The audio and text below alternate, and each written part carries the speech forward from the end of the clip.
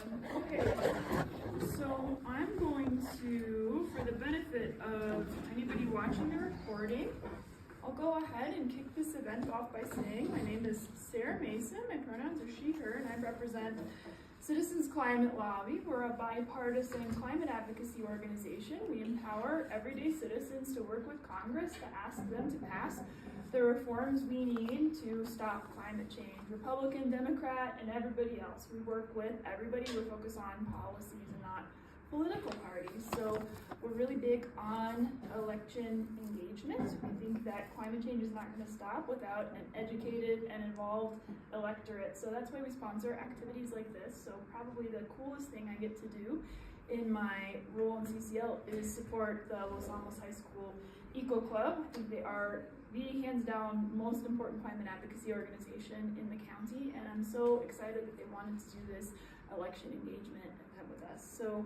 we're going to, I think that with only 2 folks in this session, we may have time to go through all of our questions. I'm going to try and time everybody to keep you at 2 minutes, but based on results earlier, if somebody goes into 3 minutes once or twice, it's not a big deal. We should have time for anything, and anything we don't get to, you can respond to it in writing later on. So with that, I'll ask the first question, which is please introduce yourself, share what office you're running for, and explain the ways that that office can impact environmental policy in Los Alamos. I'm going to go with candidate Wernicke, who is closest to me. All right, so my name is James Wernicke. I'm running for Los Alamos County Council as a Libertarian candidate. The council, so some of the superpowers of the council is they hire the county manager, so they hold the county manager accountable to implement policies, work towards the county strategic goals, and then the manager is sort of the executive of the county to make sure all the departments are doing their part. They get to approve all the various policies, funding, they approve the budget, so that gives them a lot of influence over how resources are spent. So in that sense, you have a council of 7 people that get to decide on these policies, and that can give you a lot of influence to sway things. I believe Los Alamos is the only place that I would ever want to be involved in politics, because we have this perfect environment of all the resources that we could ever need, and none of the burdens of bigger cities. So we have like a high intellectual resource here, a very stable economy, very progressive thinking community. All the things that sort of open the way for environmental change and being like a lab of environmental policy. At the same time, we don't have a lot of the burdens of bigger communities, right? We don't have all of the problems of poverty, crime. I mean, it could be argued, right, that we do have that mental health and health care and things like that are something to discuss. But as far as what the government can do here, they can really focus on major change. So I think there's a lot of potential here. I would be very aggressive on the policies we can talk about in the future questions here. I just think that the potential here is pretty much limitless. Thank you. We'll turn it over to Councilor Derkacs. Thank you. My name is Denise Derkacs. I'm serving in my 4th year on council and my 2nd year as council chair. I'm running for re-election to council to continue planning for growth and embracing the future while preserving the past and the amenities that make Los Alamos County a great place to live. The county council is directly responsible for setting environmental policy, actually all policy, for the county, and also for approving funding for specific actions to implement that policy. I voted with the majority of councilors in February 2022 to accept the short, medium, and long-term recommendations of the Los Alamos Resiliency, Energy, and Sustainability, or LAHS task force, to achieve net zero greenhouse gas emissions and advance other sustainable practices in the face of climate change. I also voted with the majority for the interim measures proposed by the LAHS working group in July of this year to initiate actions while awaiting completion of the Climate Action Plan, which is expected to come back to Council in November for review and approval.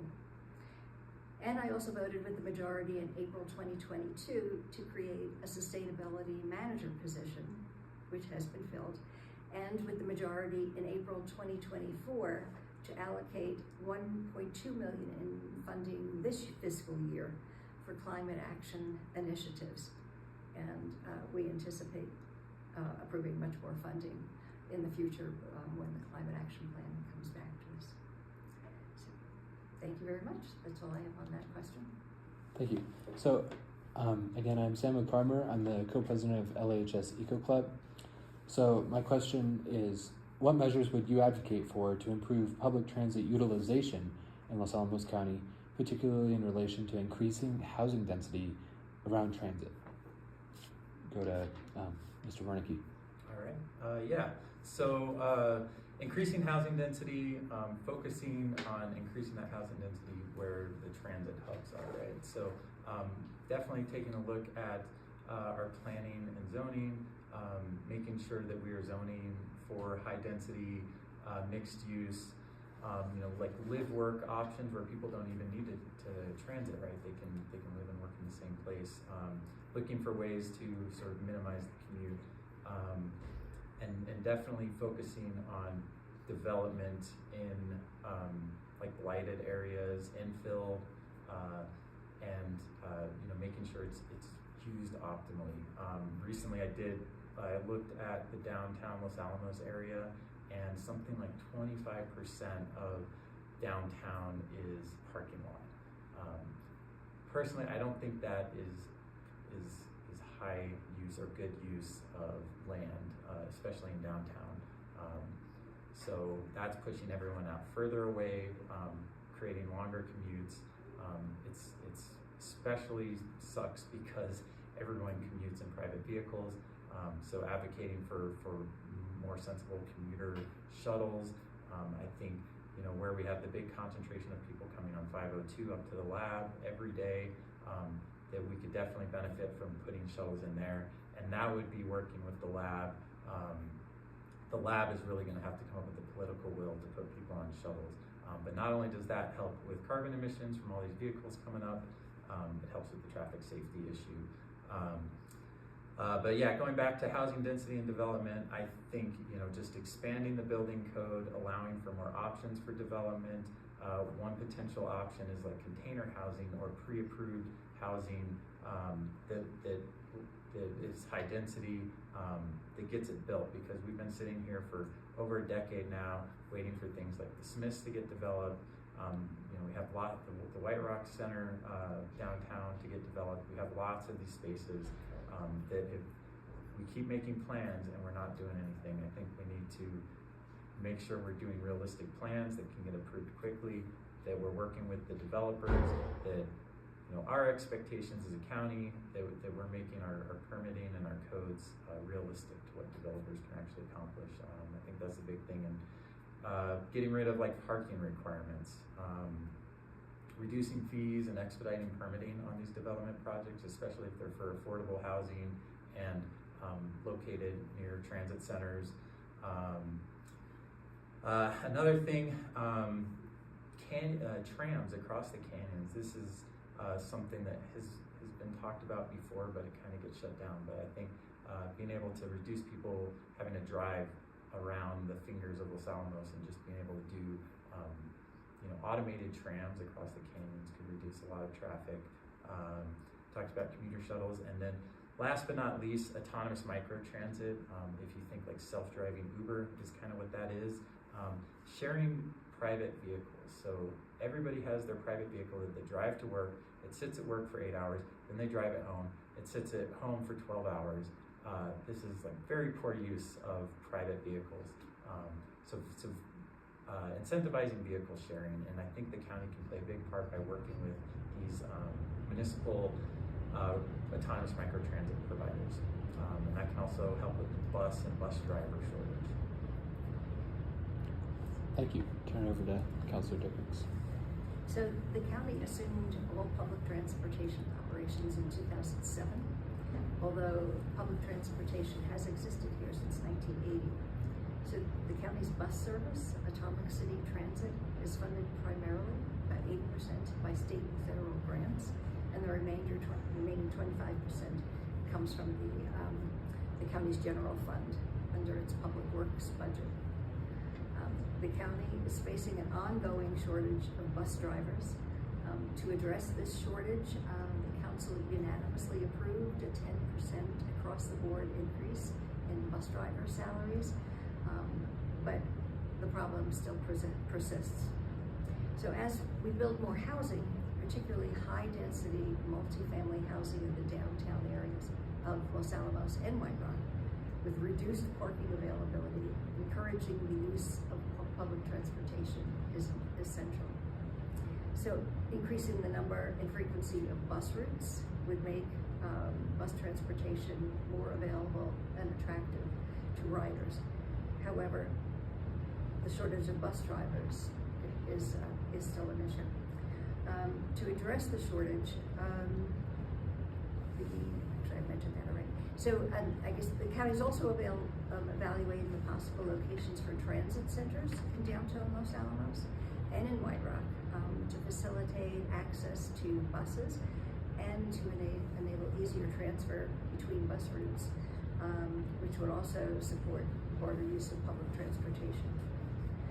So, maintaining public transportation will be even more important as the county adds new housing and as the population increases. And I will point out that our understanding is that the biggest holdup in developing the downtown areas is funding.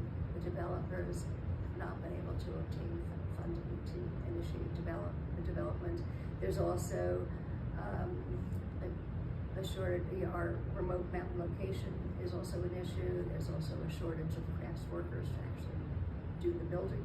So those things contribute to the delays, but we're working on it. Thank you. Thank you.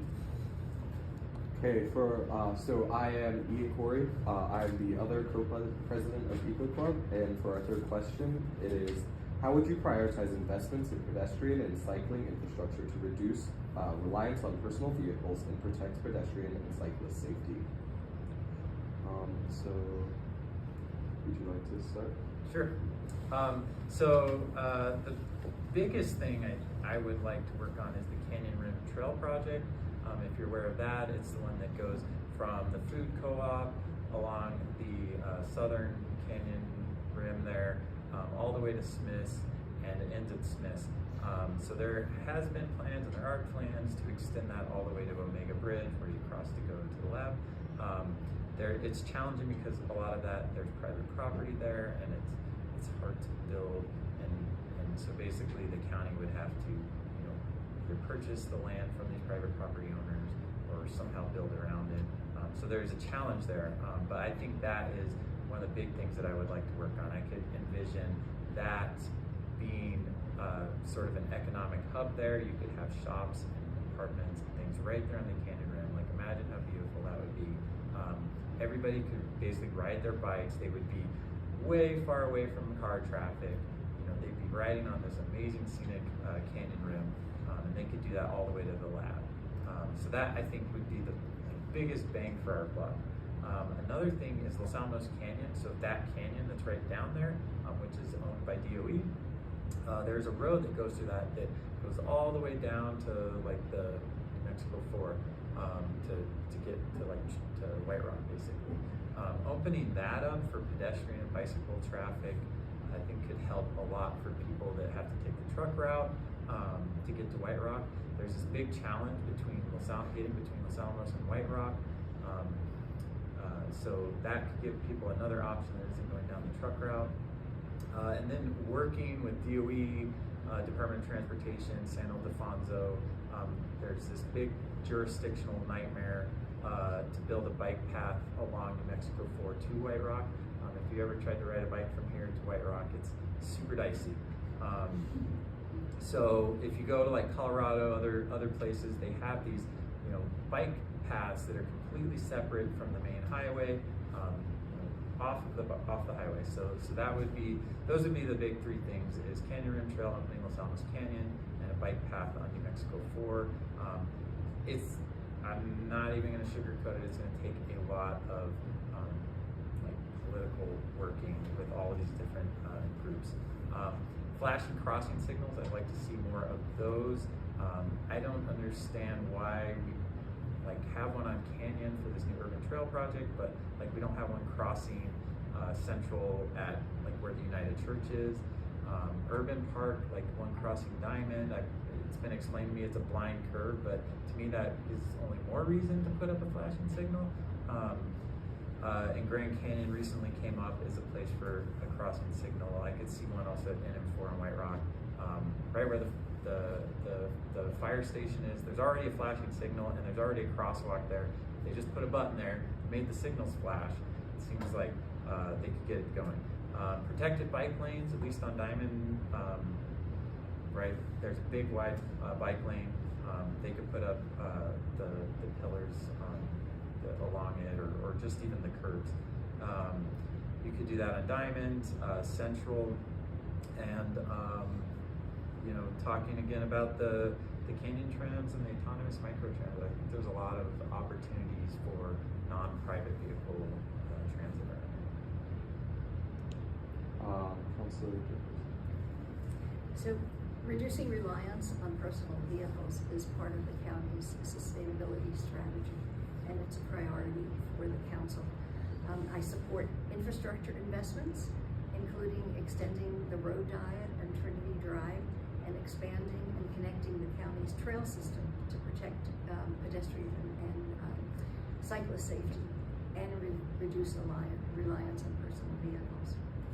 So following a road safety audit in 2016, the county was awarded federal funding through the State Department of Transportation for safety and accessibility improvements on Trinity Drive, which is New Mexico 502, a state-owned highway. So the road diet is a traffic calming measure that involves reducing the number of travel lanes to make space for turning lanes, bike lanes, and sidewalks. And the goal is to slow traffic, reduce accidents, and make the roads safer and more accessible for users. So the first portion of the road diet, from Diamond to Oppenheimer, was approved by Council in June of 2020. The extension of the road diet from Oppenheimer to Connect was just approved by Council in September. This section will be a hybrid road diet with 2 eastbound lanes to facilitate movement of traffic out of town. The county's also expanding its trail system, and the new urban trail from 20th Street to the Aquatic Center was fully funded by federal grants, and the Canyon Rim Trail will eventually connect to the urban trail at 20th Street. The county is working on obtaining easements to the private property that James referred to be able to continue the trail. However, plans to continue it all the way to the hospital have been dropped because it involves DOE land, and it's very complicated to make that happen. So as for State Road 4, that is a state road. It also goes through San Alfonso, Pueblo. So expanding that, adding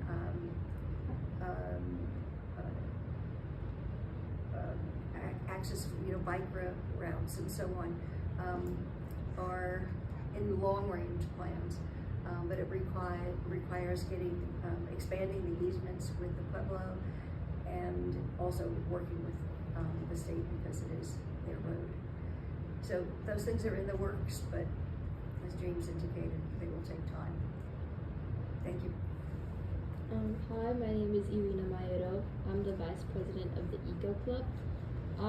And so for our next question, what role do you envision local and state government playing in supporting electric vehicle usage in Los Alamos?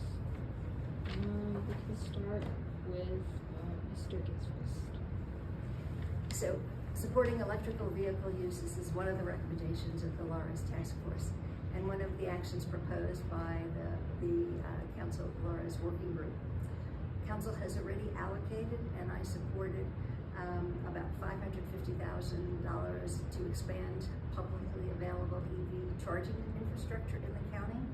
And 2 new fast charging stations were recently installed in Los Alamos and in White Rock, with payment mechanisms through ChargePoint. And other locations are being identified for additional EV chargers. Council also allocated, and I supported, about $65,000 to replace 2 gas vehicles with electrical vehicles in the county fleet. And we expect to add additional funding in future budgets to replace additional gas vehicles in the county. So council also allocated, and I supported, about $80,000 for educational marketing and outreach services focused on greenhouse gas reduction, and there will be more to come once the county adopts a climate action plan. I also mentioned that my husband and I have owned an EV for about 3 years, and we're already connected with ChargePoint, so we can use the fast chargers. And we also have a 220 outlet in our garage to be able to charge our vehicle at home. So I'm a big supporter. Thank you.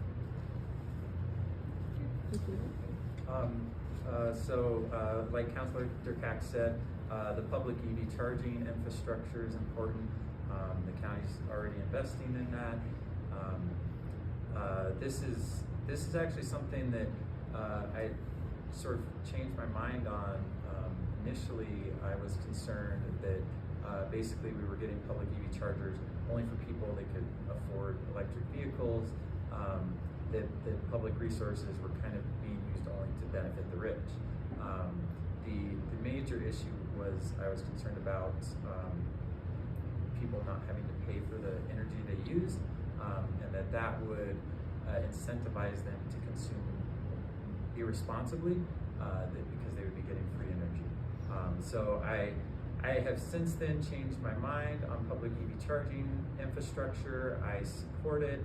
I just want to make sure people are paying for what they use, so that they are making responsible choices about how much they consume.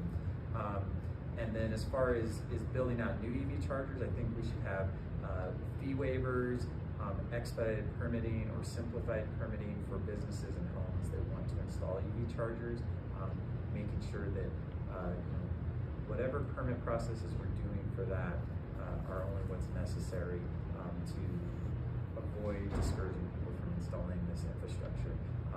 Fully support the county fleet electrification. And again, I'm just going to go back to the whole idea of vehicle sharing. So we always like to talk about how reducing our use is the first step. Instead of being a personal vehicle environment and always building around that, we really need to make vehicle sharing easier to do. And that again is going back to this idea of autonomous transit. I've already spoken with these providers. Basically, they can provide it inside of White Rock and inside of Los Alamos. The challenge is going at higher speeds on highways.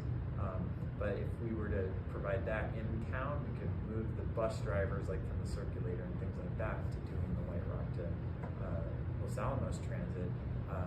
And then, if we can get to the point where nobody ever has to look at a bus schedule, they just can go to a bus station and within 10 minutes they will get on a bus and they will get where they need to go as fast as they would on a car. That is the tipping point that we need for mass transit. And again, the Canyon Trams thing.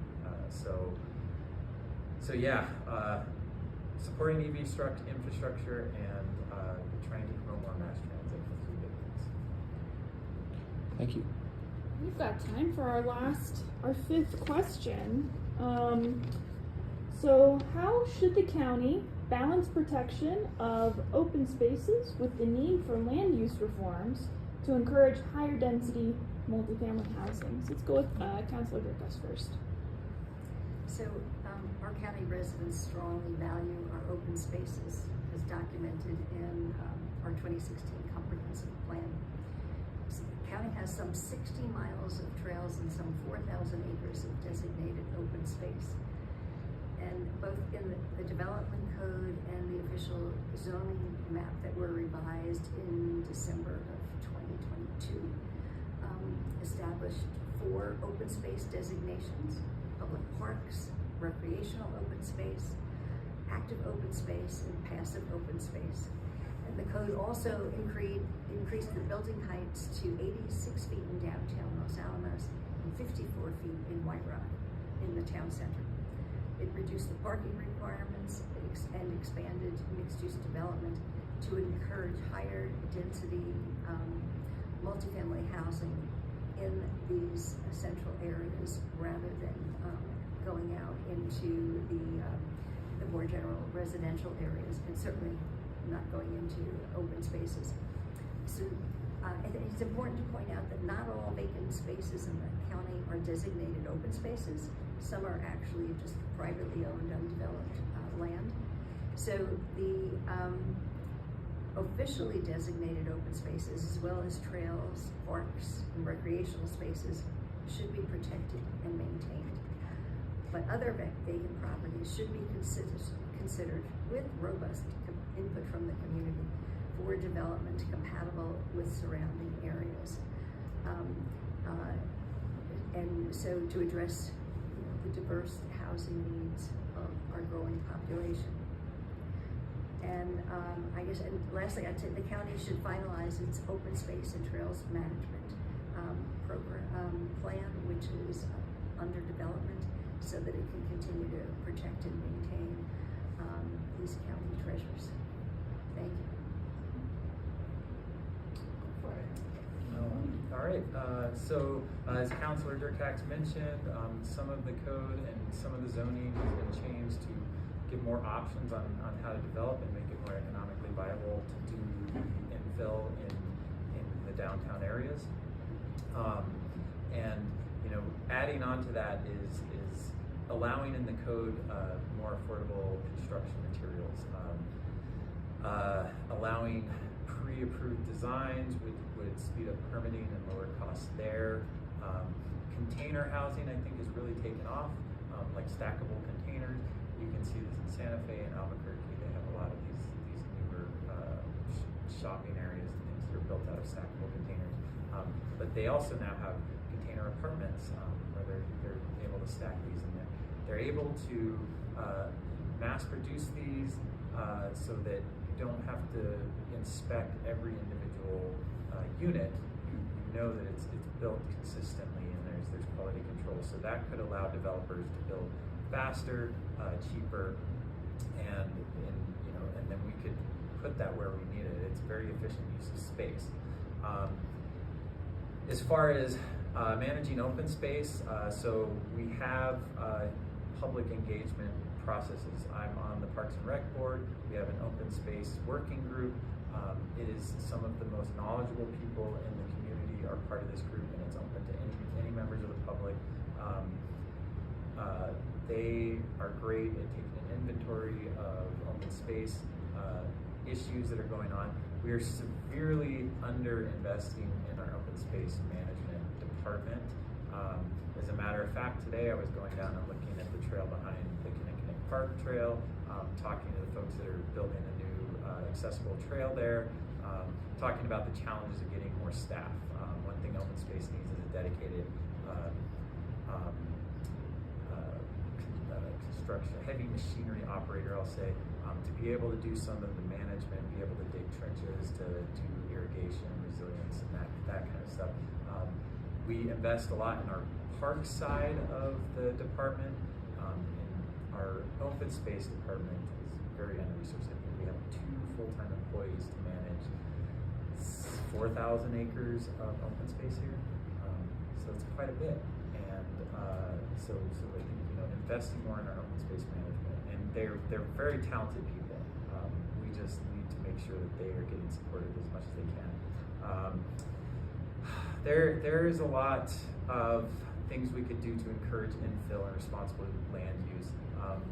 A lot of it though is at the state level, and I would definitely be working with our state legislators to work on things like property tax, land value tax,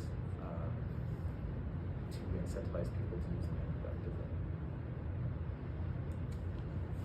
Okay, so that brings us to the end of our question. We only have 5 more minutes, so I think we're going to close with thank yous. Thank you for our candidates who took time out of their busy end of campaign cycle schedule to meet with some of our future voters, one of whom will be voting later this week for the very first time, which is very exciting. So Yes. thank you so much. I'm for- 18 on Thursday, so I'm voting Yeah. Friday. Yeah.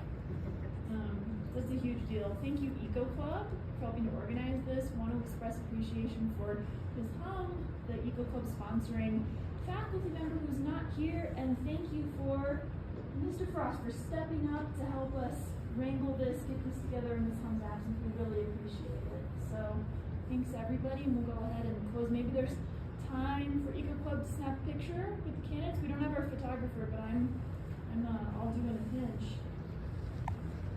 That'd be alright.